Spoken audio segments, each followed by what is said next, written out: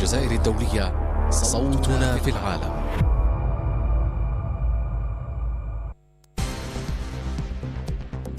With Radio Algeria International, you will not miss a single major political or economic event.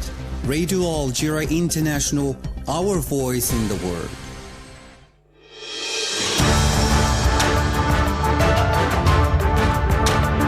This is the English service of Radio Algeria International. It's time for the news. The Ministry of Finance has said that Algeria's adhesion to the BRICS Group Bank has been officially approved. The Collective of Human Rights Defenders in Western Sahara, Kadisa, has denounced the violations of the rights of the human rights defenders in occupied Western Sahara and the continued harassment by the Moroccan occupying forces. The Israeli army has pursued its airstrike on several areas of Gaza, claiming 47 lives and more than 90 others wounded for the past 24 hours. These were the major developments. Now the full news edition. Good afternoon. The President of the Republic, Mr. Abdelmajid Tebboune, has extended his condolences to the family of the French political activist Alban Liechti, saying that with his death, Algeria has lost one of the friends of the Algerian Revolution and a great activist among the free men of the world. The President of the Republic, Mr. Abdelmajid Tebboune, has congratulated the Algerian Paralympic champion Nassima Saifi, who won the gold medal in the discus throw F57 in the 17th Paris Paralympic Games. President Tebboune wrote on his social media account that Algeria had enriched once again its sporting records thanks to our champion Nassima Saifi, who broke the record and won the gold medal at the Paris Paralympic Games. He congratulated the athlete Nassima for winning the gold medal and expressed his pride, wishing more medals for her teammates. And now the Ministry of Finance has said that Algeria's adhesion to the BRICS Group Bank has been officially approved during the annual meeting of the institution's Board of Governors held in Cape Town, South Africa. Mohamed Khatil has the details. In a statement issued yesterday at the end of its 9th annual meeting, the Board of Governors of the New Development Bank, NDB, said it agreed on Algeria's membership to the bank. This was confirmed by the NDB President Dilma Rousseff during a press conference held after the meeting. The Finance Ministry statement added that with its accession as a member of this important development institution considered the financial pillar of the BRICS Group, Algeria is taking a major step in its process of integration into the global financial system and thus becomes the 9th member country of the NDB. The statement pointed out that Algeria's accession, which followed a rigorous assessment, was endorsed largely thanks to the strength of the country's macroeconomic indicators, which demonstrate the resilience of its economy. Algeria's adhesion to the NDB offers new prospects for supporting and strengthening its economic growth in the medium and long terms. Created in 2015 by the BRICS Group, namely Brazil, Russia, India, China, and South Africa, the NDB is a multilateral development bank whose main mission is to mobilize resources to finance sustainable development projects in emerging markets and developing countries. The Minister of the Foreign Affairs and the National Community Abroad, Mr. Ahmed Attaf, has visited the Slovenian Ethnographic Museum, which hosts an exhibition of Algerian photos and crafts under the theme A Journey Through Memory, Natural Landscapes of Algeria. This came on the sidelines of his working visit to the Republic of Slovenia, entrusted by the President of the Republic, Mr. Abdelmajid Tebboune. According to a ministry's press release, the exhibition highlights a number of breathtaking landscapes and Algerian crafts through the memories of Slovenian citizen Nina Radvić-Polić, who spent her childhood in Algeria during the 1960s with her father, who was a doctor.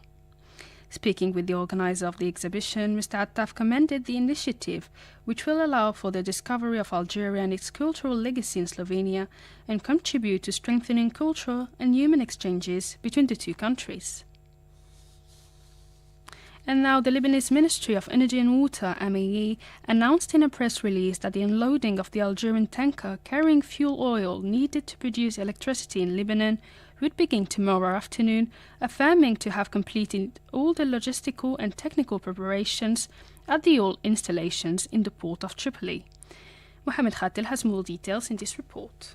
As a matter of fact, the first cargo of Algerian fuel oil arrived in the port of Tripoli last Tuesday as part of Algeria's support for Lebanon to help it overcome the electricity crisis it is experiencing in implementation of the decision of the President of the Republic, Mr. Abdelmadjid Tebboune, to supply the sister country with energy. The Lebanese Ministry of Energy and Water welcomed the move following the donation of the high-quality fuel oil produced by Algerian refineries offered by the authorities of the People's Democratic Republic of Algeria to meet Lebanon's urgent needs, and reiterated its thanks to the Algerian President Abdelmadjid Tebboune for this generous initiative, stating that Algeria has always supported Lebanon, particularly in times of crises. After reiterating its thanks to the brotherly state of Algeria, the President, the government and the people for having supported Lebanon during this difficult and critical juncture, the Lebanese ministry called for caution in the face of those who, as it put it, fish in troubled waters, affirming that it was in constant and continuous contact with the Algerian authorities concerned, represented by the Algerian Ministry of Energy and Mines, to protect the interests of the two brotherly peoples and contribute to the promotion of their privileged relations and their common future. The Israeli occupation army has pursued its airstrikes on several areas of Gaza, claiming 47 lives and more than 119 others wounded for the past 24 hours.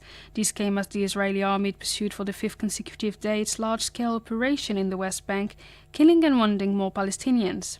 The news agency stressed that 14 people were killed in the Israeli attacks carried out notably in the refugee camp of Jenin, in northern part of the country, causing more destruction and despair. The mayor of the municipality of Jenin, Nidal Ubaidi Abu Saleh, had more details. Over the past 4 or 5 days, 14 Palestinians have been killed, most of them civilians. They destroyed the streets as if they were hit by an earthquake. Most of the municipality's infrastructure has been destroyed. Recently, it damaged those structures designed to provide basic services. The occupier is resorting to killings to force the population to flee, a systematic destruction aimed at destroying the existing force.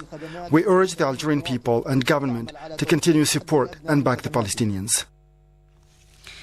The fighting in the West Bank occupied territory raised deep concern worldwide about an escalation in the situation in the territory.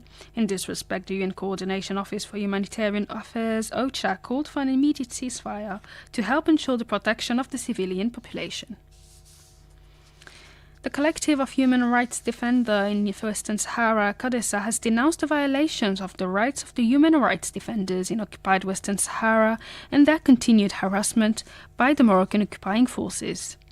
In a press release, Kadessa protested against the bad treatment, racial discrimination, harassment and violation of the freedom of movement and privacy suffered by 13 members of the collective on their return from Turkey, where they had a human training course. At the end of August, the Moroccan occupying forces once again targeted members of the Kadessa at the airports of the occupied city of La Ayoun and Dakhla immediately upon their arrival from Casablanca International Airport. 13 members of the organization were subjected to arbitrary searches carried out by the Moroccan police, while other passengers on the same flight were allowed by customs officers to pass through without their luggage being checked or searched. Kadessa considered the act a racial discrimination, stressing and denouncing, as it put it, arbitrary measures by the Moroccan police. In another development, President of the Sahrawi Republic, Brahim Ghali, has met with the UN Secretary General Antonio Guterres outside his participation in the 25th anniversary of the organization of the self-determination referendum in East Timor. Back to the country, the electoral campaign of the upcoming September 7th early presidential election is continuing for the 18th day running, with the 3 candidates and their representatives still crisscrossing the various countries, provinces and cities to explain their programs and convince the electorate to vote for them. Mohamed Khatel has the details. On the 17th day of the election campaign, the candidates insisted on preserving the stability of the country and consolidating national unity through a high turnout in the polls. The candidate of the Socialist Forces Party FFS, Youssef Aouchiche, called from the province of Tizi Ouzou for the preservation of national unity, promising that the election would contribute to enshrining the fundamentals of national identity.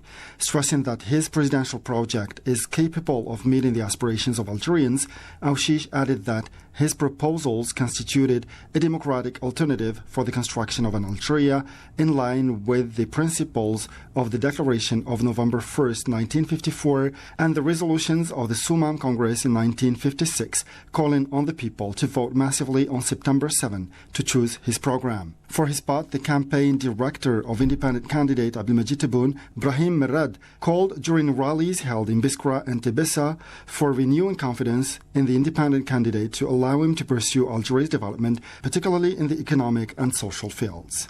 Mr. Merad added that Mr. Tebboune's program includes supporting the health and housing sectors, improving the living conditions of the citizens, and turning several agglomerations into governorates under a project that initially concerned the southern regions and the high plateaus, in addition to offering the youth the possibility to invest in the sector of agriculture and industry. At the same time, he presented the electoral program of the independent candidate, Mr. Abdelmadjid Tebboune, including his commitment to creating 450,000 jobs, increasing salaries, and implementing major structuring projects. Meanwhile, the Secretary General of the National Liberation Front FLN party, Abdelkarim bin Barak, called in Mascara to vote for the independent candidate, Mr. Abdelmadjid Tebboune, whose program aims to improve the citizens' purchasing power by fighting inflation and increasing salaries. The Secretary General of the National Democratic Rally RND, Mustafa Yahi, for his part, affirmed during his tours of Jelfa and Media that Mr. Tebboune is the man for the job, capable of facing the challenges besetting the country, while the president of the Albina National Movement, Abdelkader Ben Grina, stressed in Sidi Bel Abbas that Mr. Abdelmadjid Tebboune has succeeded in unifying the ranks of the nation and consolidating the internal front. The presidents of the Al Mustaqbal Front, Fatah Boutbig, of the South Ash-Shapari Lamin Osmania, and of the New Algeria Front fan Jamal bin Abdeslam, argued in Sila, Tbissa, and Borj Bouarij, respectively, that the re-election of Mr. Abdelmadjid Tebboune will allow him to continue the reforms he has started and to complete the development projects initiated during his first term. In Tizi Ouzou and Bouira, the candidate of the Movement of the Society for Peace MSP, Abdel Ali Hassani Sharif, underlined that his electoral program aims to strengthen national unity and preserve the stability of the country, to which the MSP remains committed, in line with the movement's founder, late Mahfoud Nahnah. He recalled on this occasion the historical, cultural, touristic, and religious dimension of the province of Tizi Ouzou, which contributed to the fight against the barbaric French occupation and gave birth to great revolutionary leaders. While explaining his electoral program, Hassani Sharif stressed that it includes economic reforms based on the exploitation of resources, equal opportunities, the reduction of disparities, and the promotion of investment, specifying that he was committed, if elected, to overcome difficulties and remove bureaucratic obstacles for investors while encouraging the youth to create micro-enterprises. On the social level, the MSP candidate promised to establish the foundations of social justice through the revision of salaries and the preservation of the purchasing power of the citizens. You're still listening to Radio Algeria International, and the Algerian Radio is organising on the 1st, 2nd and 3rd of September a forum devoted to the presidential election of September 7th to give space to the three candidates vying for the post of president to present their programmes. Journalists from the radio's channels 1, 2 and 3, in addition to Radio Algeria International and Gil FM, will participate in feeding the debate with the presidential candidates, who will answer the questions to better explain their programs and visions. The Algerian Radio's presidential forum, to be broadcast every day live at 4 p.m. local time, is hosting today the candidate of the Movement of the Society for Peace, Abdel Ali Hassani Sharif. And the Algerian sprinter Hatman Iskander Jamil has qualified for the final of the 100-meter T13 at the Paris 2024 Paralympic Games on the third day of the competition at the Stade Saint-Denis. Earlier, Linda Hamri won bronze in the long jump T12, achieving her best performance of the year with a leap of 5.30 meter at the second attempt in a highly competitive event in which 9 competitors took part. Algeria's Ahmed Mediheb, for his part, won the bronze medal in the club throw F32 category at the 2024 Paralympic Games currently underway in the French capital, Paris, with a throw measured at 38.61 meters. The third day will also see Mohamed Brahel enter the discus competition F52 along with the 9 other athletes. With this last piece of news comes the end of our news bulletin. I invite you to listen to a special program by my colleague Jamil Salmani.